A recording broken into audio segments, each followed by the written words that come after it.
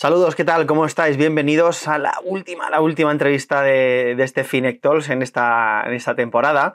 Hoy la hemos querido cerrar pues con alguien que gestiona, que tiene la piel, el skin in the game, como se suele decir, que gestiona fondos y que está viendo un poco pues cómo va este mercado, cómo va este primer semestre de 2024, qué nos puede deparar el segundo semestre, qué podemos esperar, si el mercado sigue subiendo así o no.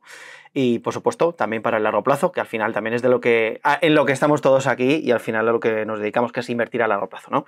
Vamos ya, si os parece, con la entrevista. Os presento a David Cabeza, que es gestor de fondos en Renta 4 Gestora. ¿Qué tal, David? ¿Cómo estás?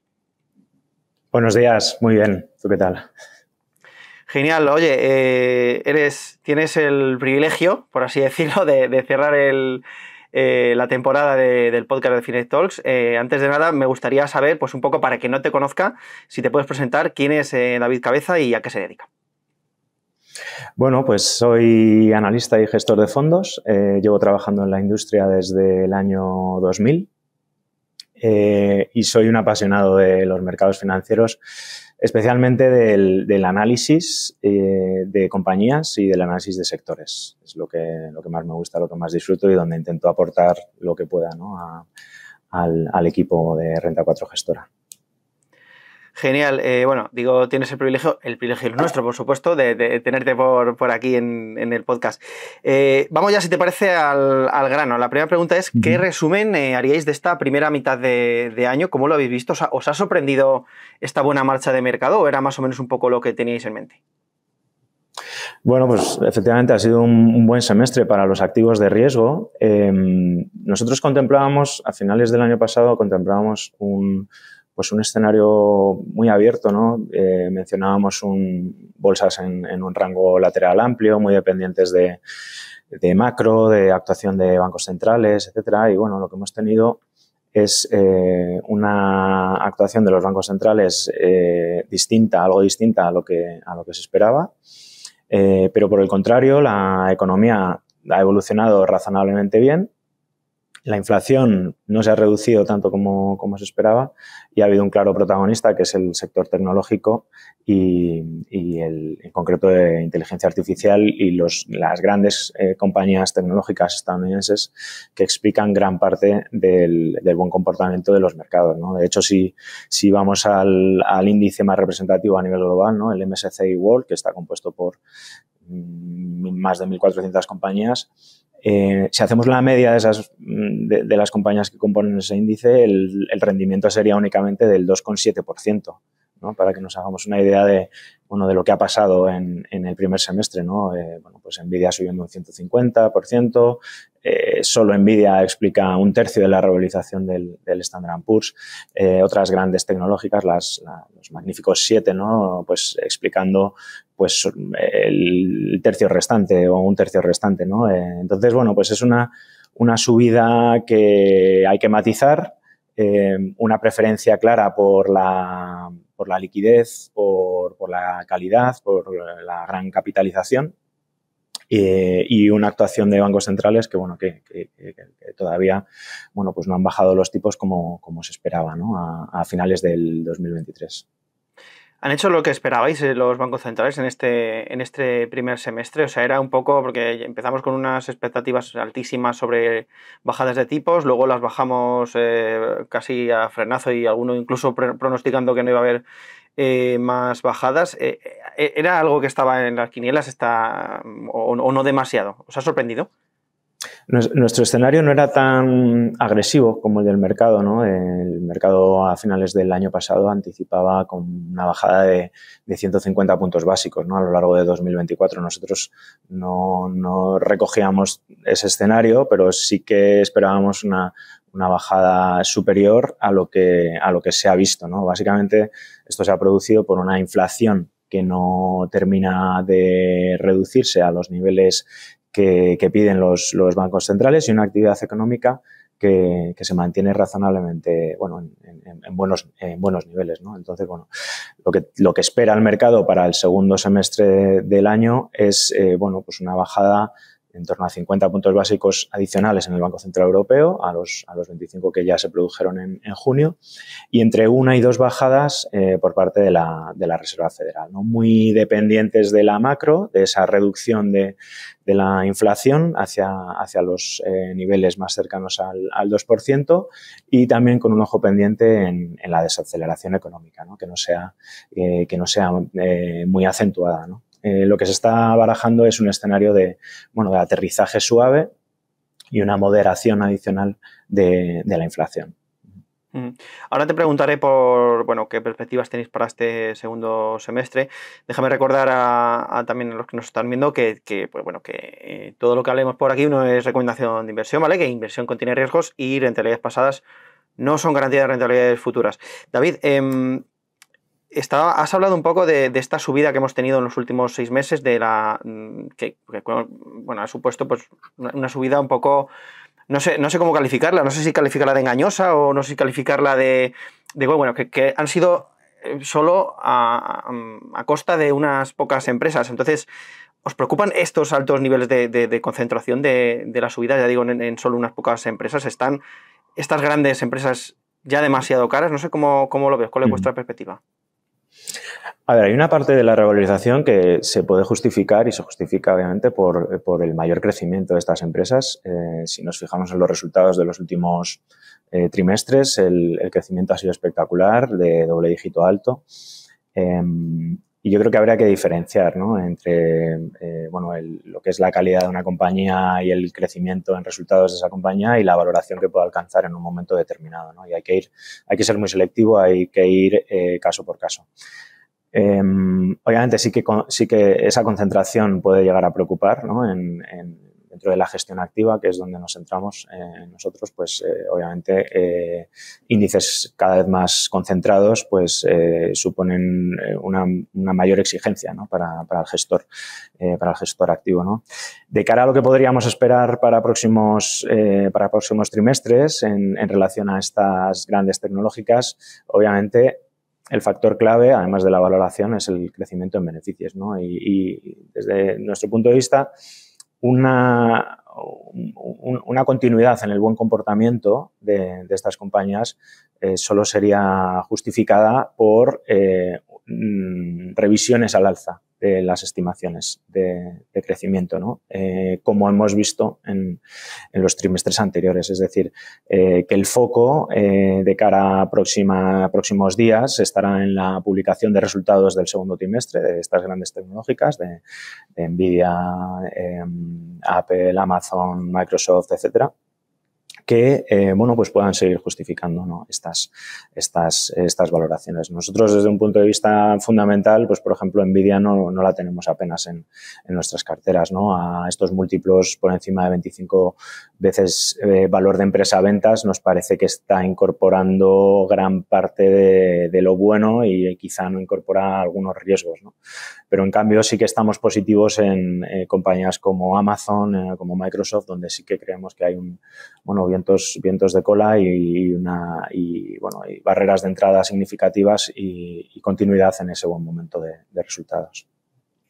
¿Cuánto más puede seguir subiendo la bolsa? Que es como la gran pregunta que nos hacemos muchos inversores. O sea, porque claro, si los resultados trimestrales siguen sorprendiendo al mercado de estas grandes compañías, llegará un momento en el que ya no sorprendan. O sea, llegará un momento en el que las perspectivas se recojan ya esa sorpresa y a lo mejor ya las sorpresas sean a la baja. O sea, ¿cuánto más tiempo vamos a poder ver estas subidas en mercado de estas grandes empresas? Esa es la cuestión clave, ¿no? No solo para las empresas tecnológicas, sino para el resto de sectores, ¿no?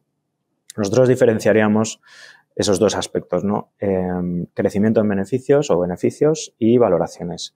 Si nos fijamos, por ejemplo, en el Standard & Poor's, nos fijamos en la valoración que tiene actualmente, la métrica, el ratio más utilizado por el mercado, ¿no?, que son el precio sobre beneficios. Ahora mismo estamos en alrededor de 21 a 22 veces. Esto es una prima frente a la media histórica de 17 veces y media, 17-18 veces.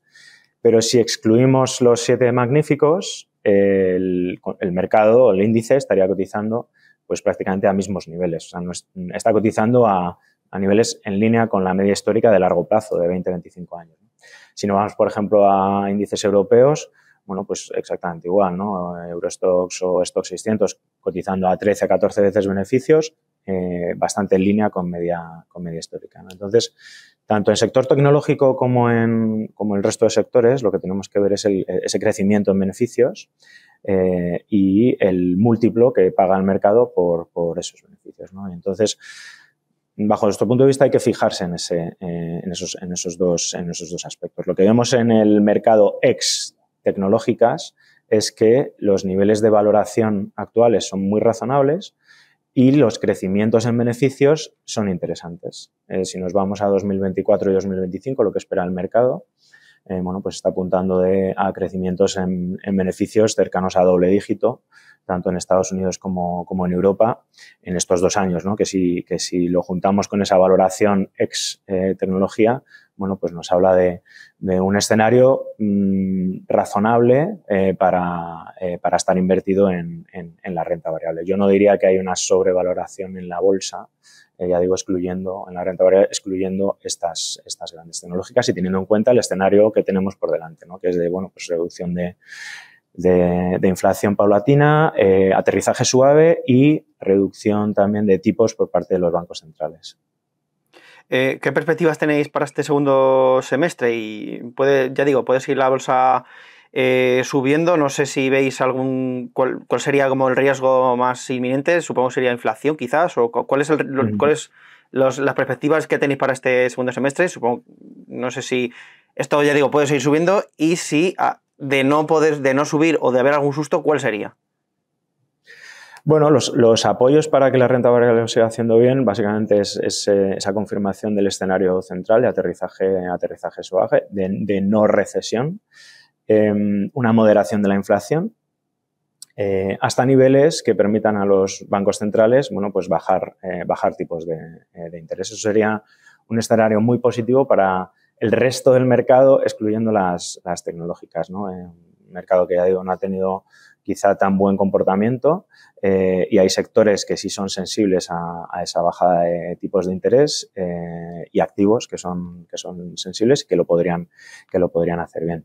Principales riesgos, pues básicamente la no corrección en la inflación, una inflación que pueda seguir en niveles más altos de los que deseamos, ¿no? Los agentes de mercado, bancos centrales, etcétera. Un menor crecimiento económico que se puede acercar incluso a recesión en algunas áreas, y luego, sobre todo, aspectos geopolíticos, ¿no? Pues todos tenemos en la cabeza esos 2 conflictos abiertos que sí que, bueno, se pueden considerar que han pasado a tener una intensidad media y que pueden seguir prolongándose en el tiempo. Digamos que el mercado sigue conviviendo con ellos, pero adicionalmente a esto tenemos, bueno, pues otros conflictos geopolíticos, discusiones sobre aranceles, elecciones en Estados Unidos. Lo más cercano lo hemos tenido en Francia, ¿no? Hace unos días, que puedan elevar primas de riesgo, y que históricamente pues han sido negativas, ¿no? para la renta variable. Para mí esos son los principales riesgos, que históricamente también han dado, bueno, lugar a volatilidad, una volatilidad que hoy está bastante reducida, está en niveles, bueno, se puede considerar históricamente bajos, y que históricamente también ha dado esa mayor volatilidad, pues ha podido dar la posibilidad de entrar a valoraciones más razonables, ¿no? en los activos o en compañías de cierta calidad que nos gustan, ¿no? ¿Qué hace un gestor de small caps en este momento en el que, claro, solo ve que las empresas grandes no paran de subir y que las small caps, ya digo, llevamos ya hablando aquí en el podcast durante, me atrevería a decir, más de un año, que esta diferencia que hay de rentabilidad entre las grandes, las caps y las small caps, que el gap, se acabará cerrando en algún momento, pero el gap no para de aumentar y las pequeñas empresas no acaban de remontar el vuelo. O sea, ¿qué hace un gestor de small caps en este momento? Esperar, supongo. Pues es una mezcla de sentimientos, ¿no? Por un lado, la impotencia, ¿no? De ver compañías de calidad, porque también hay compañías de calidad en el segmento de small caps. No es algo exclusivo de grandes compañías, ¿no? ya digo, por un lado, pues algo ¿no? en potencia, ¿no? Ante este escenario, ¿no? Donde hay, bueno, salidas de flujos en este tipo de activo, donde hay, bueno, valoraciones que nos cuesta justificar desde un punto de vista fundamental, pero al mismo tiempo hay cada vez más oportunidades, ¿no? Ya digo, grandes compañías de mucha calidad que podemos comprar a múltiplos muy interesantes y construir una cartera que de cara al largo plazo pues nos dé unos retornos muy interesantes, ¿no? Lo que tenemos ahora mismo en este universo es pues algo que no hemos tenido en mucho tiempo y es descuento significativo frente a media histórica de múltiplos de este tipo de activo de small caps y también descuento relativo, ¿no? Frente a grandes compañías que tampoco se veía desde hace tiempo. Estamos acostumbrados en el larguísimo plazo a tener mejor comportamiento del universo de small caps frente a grandes compañías, pero en los últimos 2 años y medio pues ha revertido, ¿no? Hay factores que han afectado, ¿no? Pues esa incertidumbre macroeconómica, esos mayores tipos que aumentan costes de financiación para las pequeñas compañías que estén más endeudadas, que no son todas, que también, pero que eso hay que precisarlo, ¿no? Hay un número significativo de compañías de pequeña y mediana capitalización que no tienen deuda, que tienen caja, ¿no? Y no se ven afectadas. Claro, hay mucha gente, esto suele pasar, David, o sea, hay muchas, yo por ejemplo, suelo asociar small caps igual a si bajan tipos favorece, si suben tipos sufren. Esto es automáticamente así, ya dices que no necesariamente, ¿no? La financiación depende mucho de qué tipo de compañía, supongo. Claro, efectivamente, hay que ir caso por caso, hay que ser muy selectivo, ¿no? Pero el mercado, digamos que de arriba abajo sí que asocia aumento de tipos a igual a mayor dificultad en la financiación, a acceso al crédito por parte de pequeñas compañías frente a las grandes y se produce esa salida de flujos y se produce al final bueno, pues esa contracción de múltiplos, ¿no? que estamos viendo, ¿no? No es la primera vez que lo vemos. Se ha visto en otros episodios históricamente, pero para nosotros es una oportunidad para añadir este activo a las carteras o a carteras y en el caso concreto de un gestor de small caps, bueno, pues quizá prestar mucha atención a las oportunidades que surgen en este entorno. Desde luego que hay una serie de ineficiencias del mercado producto de estos flujos, ¿no? y de esta reacción del mercado que para nosotros es, bueno, pues tenemos que aprovechar, ¿no? Por eso, un poco la conclusión es una mezcla de sentimientos, ¿no? Por un lado, la fortuna, ¿no? de tener la posibilidad de comprar grandes compañías a buenos precios, pero por otro lado, bueno, pues la incertidumbre de cuándo se resolverá esto, ¿no? Sí que es cierto que un escenario de tipos a la baja y de normalización de cadenas de suministro, de salarios, de costes de transporte que han estado afectando durante los últimos 2 años, pues esa normalización de todos esos aspectos debería contribuir a una reducción en primas de riesgo y a una, por así decirlo, una expansión en múltiplos, ¿no? Si acompañamos esa expansión de múltiplos con el propio crecimiento en beneficios de las compañías que tenemos en cartera, que es, es interesante, pues tenemos una potencial rentabilidad a medio y largo plazo que también es interesante. ¿En qué tipo de compañías de small caps estáis viendo más oportunidades ahora mismo que quizás el mercado las ha castigado más o que estén en unos múltiplos razonables? ¿Qué tipo de empresa? ¿En qué sectores? Nosotros miramos mucho sectores de salud, sector tecnología, sector consumo y nichos industriales de mucha calidad. El sesgo que tenemos en Renta 4 Gestora es, bueno, buscar básicamente oportunidades en esos sectores porque son los que mayor visibilidad nos ofrecen en cuanto al largo plazo, al crecimiento en el largo plazo. Normalmente son sectores inmersos en megatendencias. No miramos tanto los sectores más cíclicos o sectores más regulados, ¿no? Pues, por ejemplo, telecomunicaciones, eléctricas o financieras, sector bancario. No lo miramos tanto y entonces lo que estamos haciendo es, sí, pues, estamos viendo oportunidades en esos 4 sectores que ofrecen en un universo como el de small caps, pues hay una tipología de compañías muy variada, ¿no?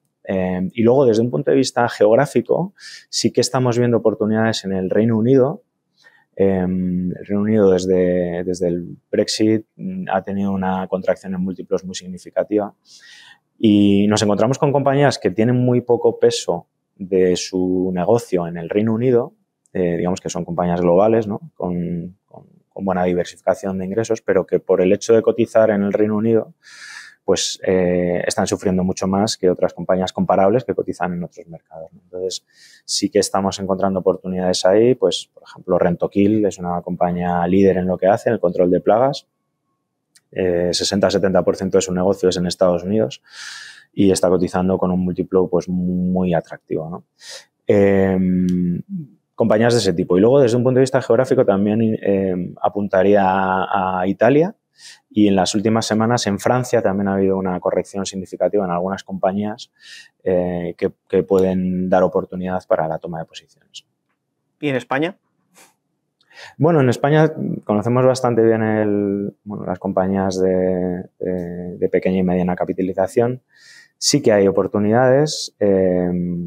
Pues, por ejemplo, tenemos Viscofan. Viscofan es una compañía que nos encanta, que sí que ha dado oportunidad en los últimos meses, que tenemos no solo en Small Cap, sino en otros fondos.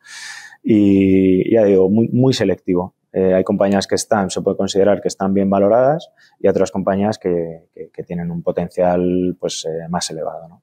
Pero básicamente buscamos eso, compañías de calidad en estos sectores que en un momento determinado pues presenten un potencial adicional. Así que yo mencionaría que en este debate de la inversión en calidad frente a inversión en valor, en las small caps se produce algo muy interesante, que es que puedes encontrar una compañía de calidad o de mucha calidad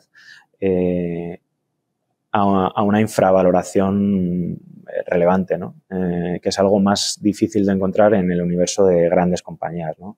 Donde quizás están más arbitradas, ¿no? Esas grandes compañías, hay más gestores viendo esas compañías que en el universo de small caps. Te iba a preguntar ahora sobre el otro de los fondos que gestionas, que es el Renta 4 Mega Tendencias Consumo. ¿Qué esperáis del consumo en los próximos meses? Porque yo no paro de ver a mi alrededor gente yéndose de viaje, gente, pues eso, consumiendo todo lo que puede y más, a pesar del palo que nos dio la inflación hace un par de años y que se ha quedado con nosotros. Entonces, ¿qué esperáis del consumo en próximos meses?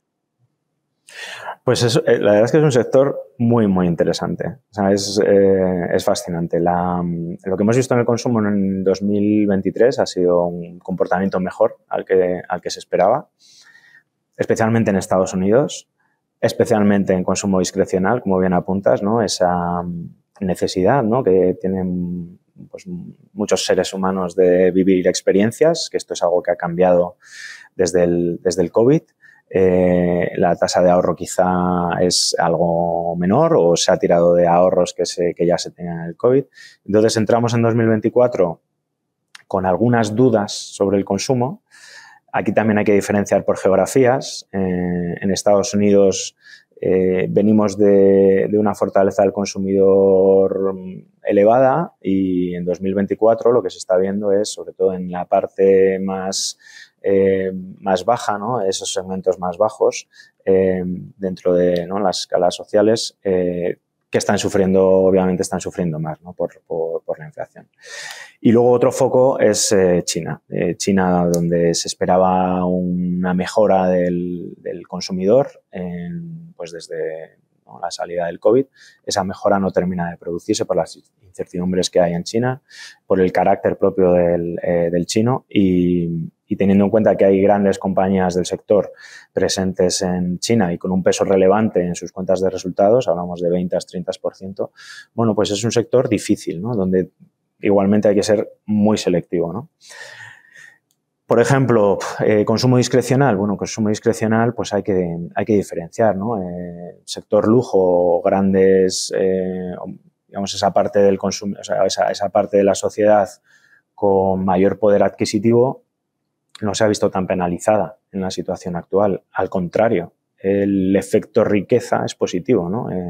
El patrimonio de esas grandes fortunas es superior, está creciendo a dígito simple alto, teniendo en cuenta la buena evolución de la renta variable, teniendo en cuenta la buena evolución del inmobiliario y básicamente no sufren tanto y y reflejo de ello es el buen comportamiento del sector lujo en todas sus variantes, ¿no? No solo joyas, bolsos, ¿no? Los Hermès, Louis Vuitton, etcétera, sino hoteles de lujo, yates, cruceros de lujo, etcétera, ¿no? Es una dicotomía, ¿no? Por tanto, hay que ser muy selectivo, ¿no? Tenemos esa parte del consumidor de clase alta que sigue comportándose bien y la parte, digamos, más baja, de los estratos así, se puede decir más bajos, haciendo lo que se conoce, ¿no? Como el trading down, yendo a mayor descuento, buscando mayor descuento, y eso hace que algunas compañías sufran más, ¿no? Las compañías que están en el medio, que han tenido muy buen comportamiento en los últimos años, ¿no? COVID, etcétera, pues ahora quizás están sufriendo algo más, ¿no? ¿Qué porcentaje o sea, ¿qué tenéis más ahora mismo? ¿Consumo cíclico o consumo más defensivo en cartera? Porque yo muchas veces, no sé si, supongo que es una cosa, lo que te voy a decir, que no es demasiado, no sé si está bien o mal, ¿vale? Pero yo cuando entro a uno de los fondos a un fondo especializado en consumo y voy a cartera, suelo mirar como indicador adelantado si tienen más defensivo o más cíclico. Entonces, no sé si esto está bien o mal hecho, ya digo, pero no sé si cuando veo que empezáis a tener más defensivo que cíclico, igual ya digo, uy, que no vaya a ser, que se están posicionando para algo. Entonces, te pregunto por ahí, pero no sé, igual ya ahora me corregirás si está bien eso o mal. No, está bien, está bien. Nosotros tenemos una estrategia de estar bastante balanceados entre tres sectores, que es grandes sectores, ¿no? Que es el de consumo discrecional, que sería un tercio, consumo más defensivo, que sería otro tercio, y la transformación digital del consumidor, que sería otro tercio, ¿no? Y aquí incluimos sector de pagos, e-commerce como pueda ser Amazon, etcétera, ¿no? Pero yendo más al detalle de tu pregunta, consumo discrecional frente al consumo defensivo, pues creemos que hay ganadores y perdedores en cada una de las categorías, ¿no? Y creemos en esa diversificación porque nos protege frente a posibles caídas, pero también tenemos esa opcionalidad en el caso de que haya, pues un buen comportamiento del mercado, ¿no? Obviamente hay los dos parámetros fundamentales, ¿no? Valoración y crecimiento en beneficios. Y en el caso del consumo discrecional encontramos compañías que van a seguir creciendo en beneficios independientemente de este escenario de mercado, porque van a un nicho muy concreto que sigue creciendo. El ejemplo del lujo, ¿no? Pues si nos vamos a Hermès, es una compañía que maneja muy bien la demanda, ¿no? De sus productos y tiene una visibilidad de resultados muy elevada, ¿no? Apoyada en lo que he comentado antes, ¿no? Ese crecimiento, ese efecto riqueza de las clases muy altas. Y si nos vamos a episodios anteriores de crisis económicas, recesiones, etcétera, no han sufrido apenas en sus ingresos. Me atrevería a decir que hay compañías de consumo defensivo que han sufrido más, han caído más sus ventas que la propia Hermès, ¿no? Entonces, es quizá una falsa creencia, ¿no? El consumo discrecional, pero realmente es una compañía con características más defensivas de las que se pueden creer, ¿no? También teniendo en cuenta los márgenes tan elevados con los que cuenta la compañía, ¿no? Entonces, creemos que hay que ser muy selectivo. Ahora mismo tendríamos ese consumo discrecional y estamos posicionados en Hermès, en Louis Vuitton, en la propia Inditex, que es una compañía que nos encanta, una compañía excelente, de muchísima calidad, donde todavía tiene cuota de mercado por ganar. Estaríamos posicionados también en el sector ocio, pero a través sobre todo de plataformas, por así decirlo, más transversales, ¿no? Pues, por ejemplo, en ese nicho de experiencias que hemos comentado antes, pues en lugar de estar en las hoteleras o en lugar de estar en las compañías de cruceros, nosotros lo hacemos a través de Booking o de Airbnb, ¿no? Que se pueden considerar más tecnológicas, pueden entrar más dentro de esa pata de transformación digital del consumidor, o en la propia Amadeus, ¿no? A la hora de recoger esa demanda en viajes en aviones, ¿no? Pues Amadeus es una gran beneficiada, ¿no? Y en cambio, en el sector más defensivo, sectores más relacionados con, pues alimentación, bebidas, etcétera, pues, por ejemplo, estamos sobreponderados en el sector cervecero, donde creemos que hay una mejora en volúmenes y al mismo tiempo hay una mejora de márgenes significativa porque los costes de producción de estas compañías se están reduciendo, ¿no? Tanto productos como puedan ser la cebada, energía, digamos, el packaging de vidrio, son costes que están yendo a la baja y los márgenes de estas compañías como Heineken o como AB InBev, que están bien presentes en nuestra cartera, pues deberían ir al alza, ¿no? Entonces tenemos, digamos, el doble. El algoritmo ideal de estas compañías de consumo defensivo es crecimiento en ventas en dígito simple medio, mejora de márgenes y beneficio por acción creciendo a doble dígito. Y eso durante muchos años, bueno, pues les otorga ese carácter de quality compounders, ¿no? Que nos gusta tanto, ¿no? Dentro del sector, ¿no? Pero bueno, dentro del consumo defensivo tenemos otros sectores como, por ejemplo, el de Consumer Health. Tenemos una preocupación cada vez mayor por nuestra salud, el ser humano. También cuidado de mascotas. Tenemos bueno, una población, cuando hablamos de demografía, hablamos de la población humana, ¿no? Pues en algunas geografías estancada, pero en cambio la población animal creciendo de forma significativa, ¿no? Bueno, pues es un factor que también recogemos en nuestras carteras, ¿no? Tenemos el sector de ingredientes, de consumo, que son compañías proveedoras de esos ingredientes, tanto compañías de alimentación, bebidas, cosmética, etcétera, que tienen una recuperación en volúmenes.